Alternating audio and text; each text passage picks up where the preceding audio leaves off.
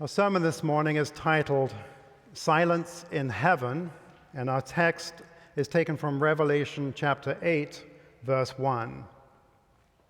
When he opened the seventh seal, there was silence in heaven for about half an hour. Not sure that you have ever heard a sermon about silence before. It could be a very, very short sermon. But it's a fascinating topic, and it's a fascinating phenomenon. Let's think about the value of silence.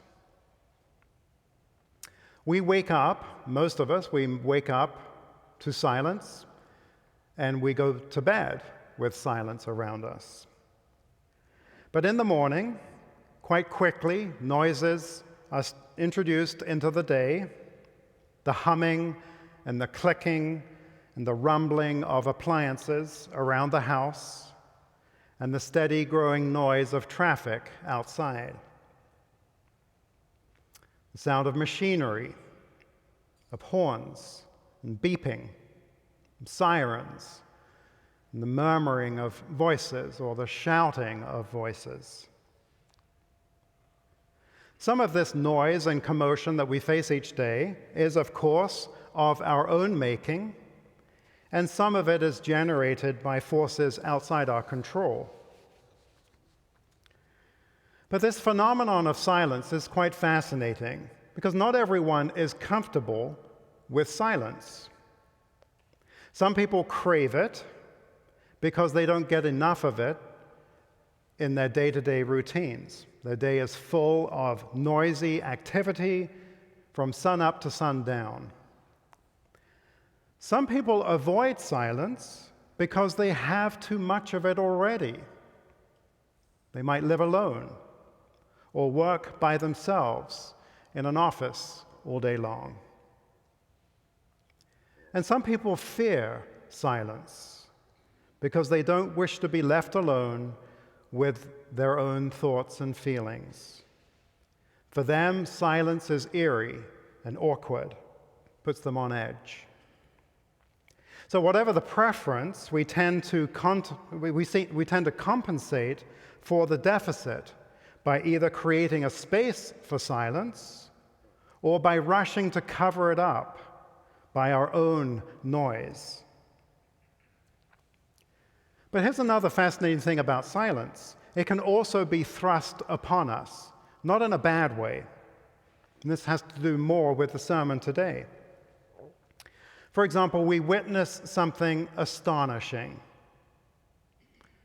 The birth of a child. Or when a loved one takes their last breath.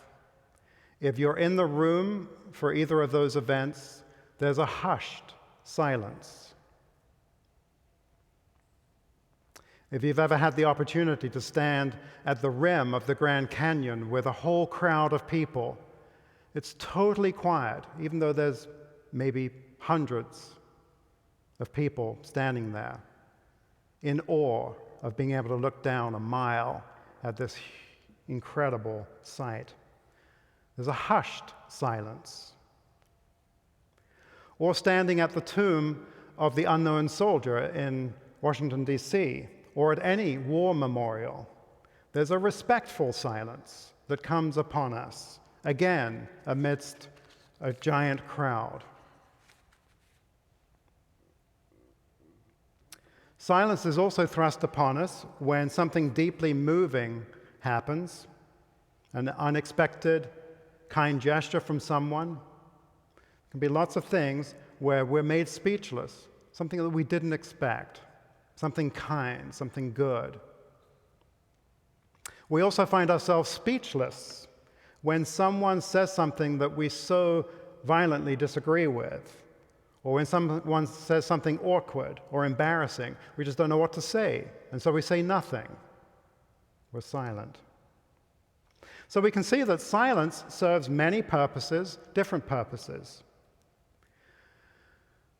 But what does this have to do in terms of our spiritual lives? It's interesting when you turn to the Scriptures that the Scriptures make a call for us to, quote-unquote, keep silence. or keep silent. I used this beautiful phrase from the prophet Habakkuk this morning in the opening of the Word. It's one I love. I'm sure you have come to love it too. The Lord is in his holy temple. Let all the earth keep silent before him. So important that we find some time during the week to keep silent before the Lord, whether that is in formal worship, in prayer, in reflection time. And it's so important spiritually because our proprium, our natural wants and desires, need to be made quiet.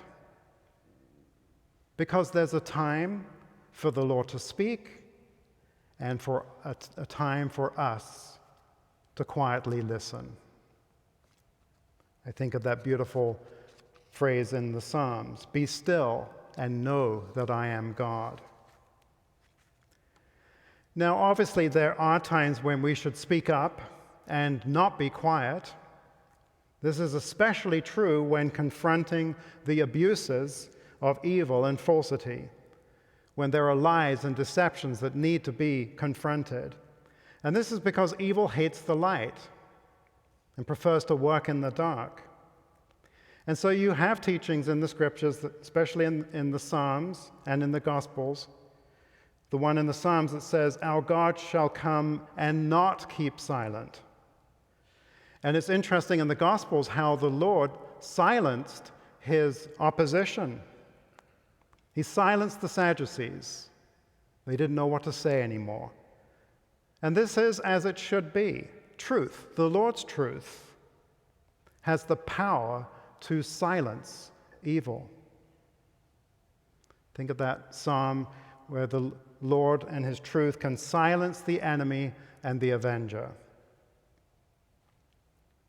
So today we're considering the use of silence in our own spiritual work, in the work of regeneration.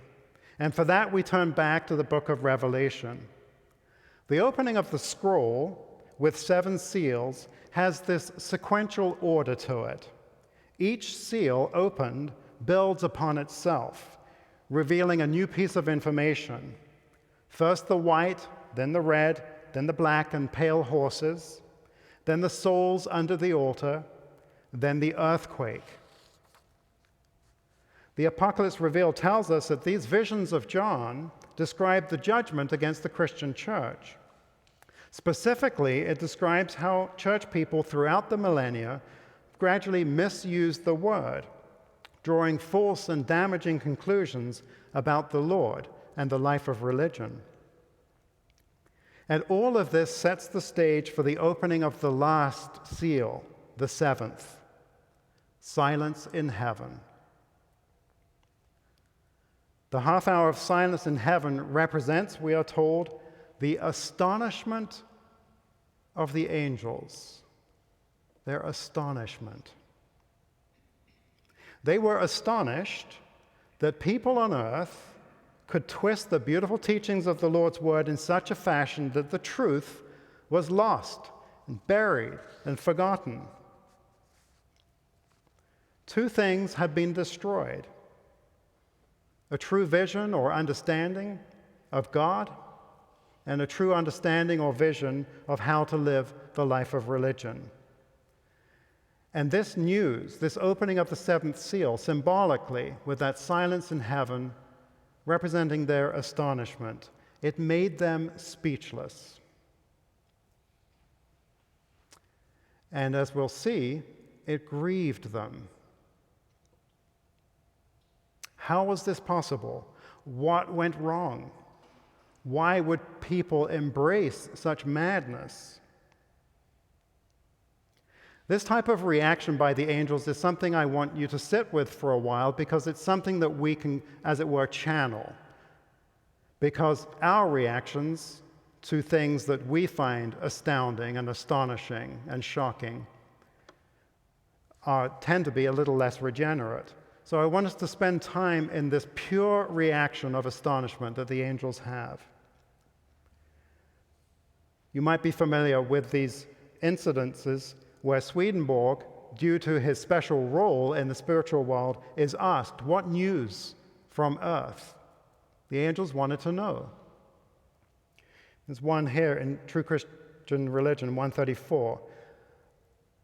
Swedenborg tells them what's going on earth. And after the angel heard this, it says, he was silent for a long time. He could not help feeling stunned. Eventually, he broke his silence and said, "Can the Christian world be so mad?" I'd like us to examine this idea of astonishment a little closer. I think it's fair to say that we all have our own version of astonishment here on earth. Whether it be wars that are going on, or politics, or economics, or issues of justice, we can all point to situations that leave us speechless. It seems as if the world has gone mad.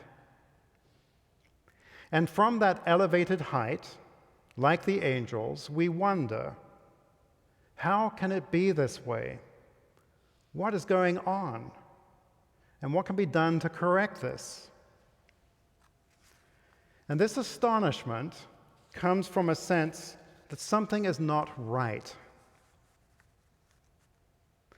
But again, since we're talking about the astonishment of the angels, I think it's fair to say that this type of astonishment is different from anger and annoyance, because people aren't agreeing with us, or indignation that other people should be so stupid, or self-righteous that people should be more like us.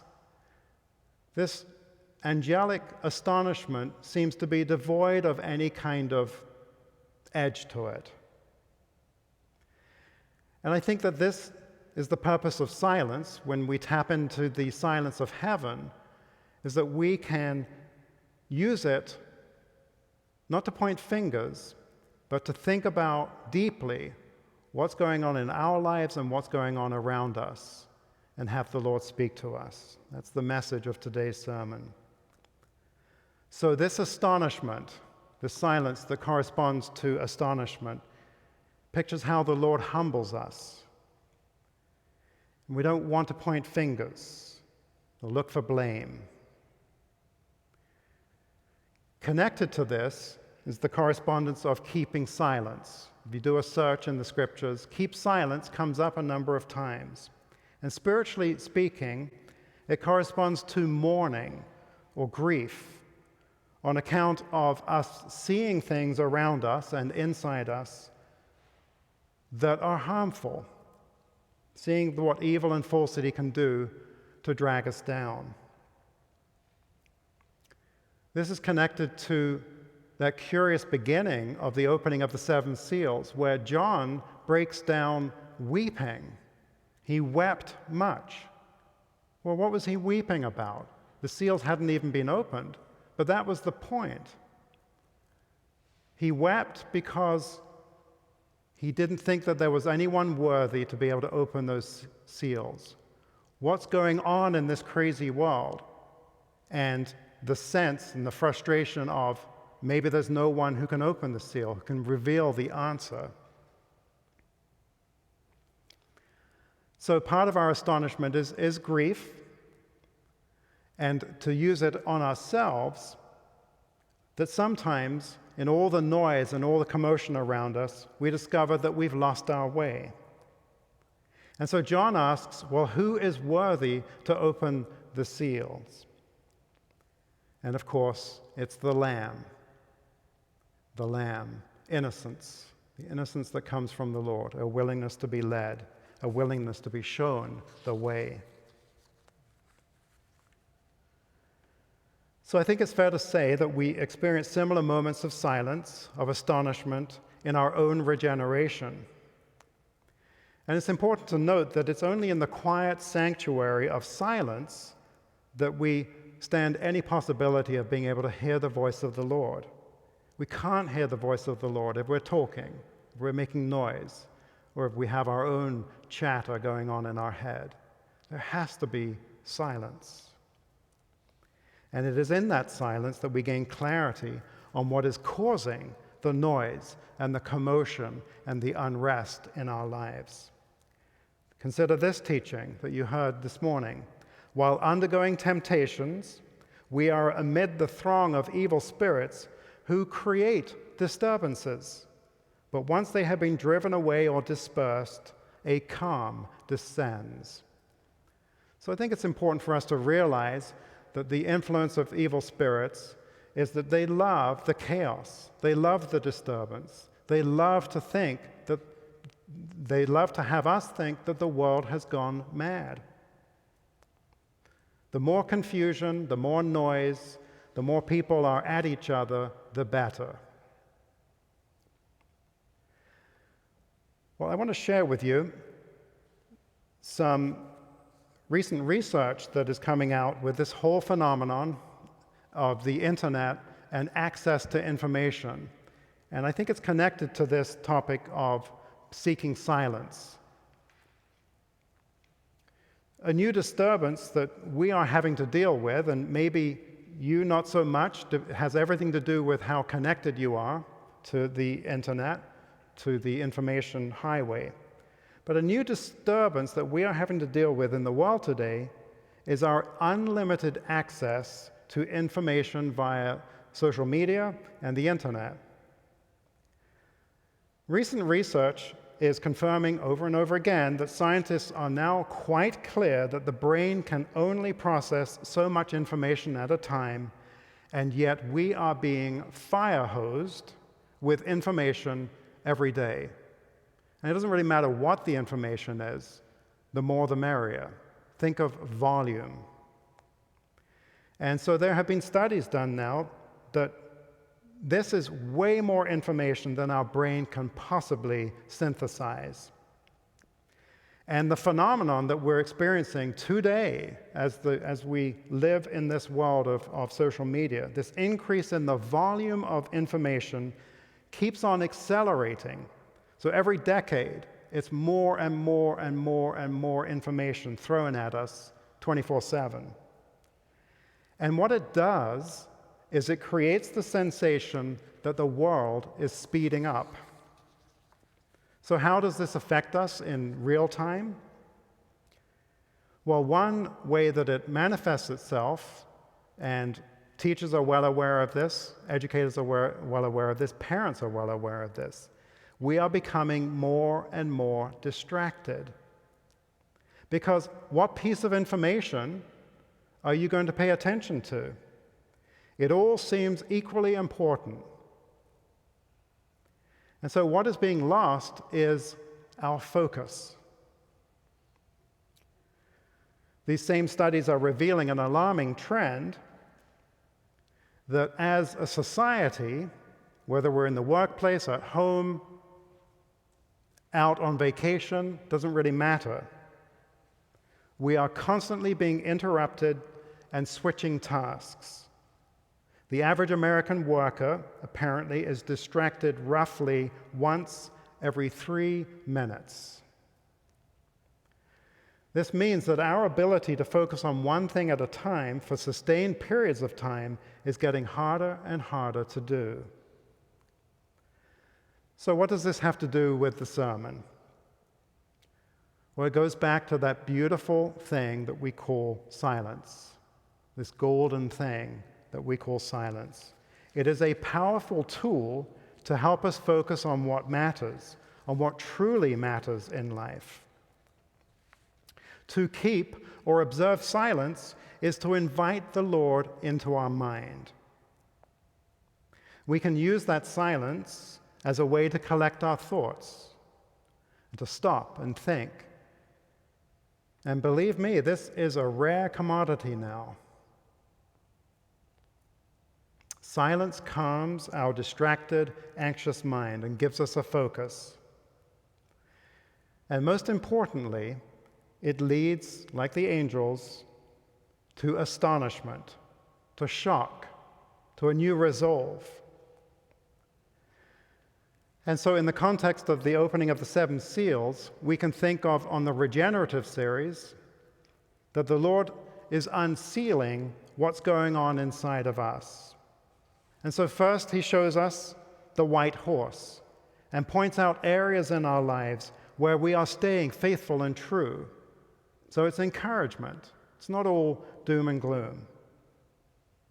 Then he draws attention to the red and black horses and points out destructive thoughts and feelings inside of us that need to be confronted. He shows us the pale horse, attitudes and behaviors that are sucking the joy out of our life, that are killing us. Then he shows us the souls under the altar, areas in our life where we must keep the faith and stay strong. And then there's an earthquake. The Lord is telling us now is the time for a change, a judgment. And in that silence, in the opening of the seventh seal, we experience this astonishment that we've been talking about. How could I have been so short-sighted? Why didn't I see that before? How could I have been so fill in the blank? This is the beauty of the silence of heaven. It stirs us to make real, lasting changes. It helps us focus. It helps us concentrate. It helps us focus on the things that really matter, the Lord, the neighbor. And this is how the Lord speaks to us. He's not in the wind or the earthquake or the fire. He's not in any of that noise. Rather, he comes to us with a still, small voice. Amen.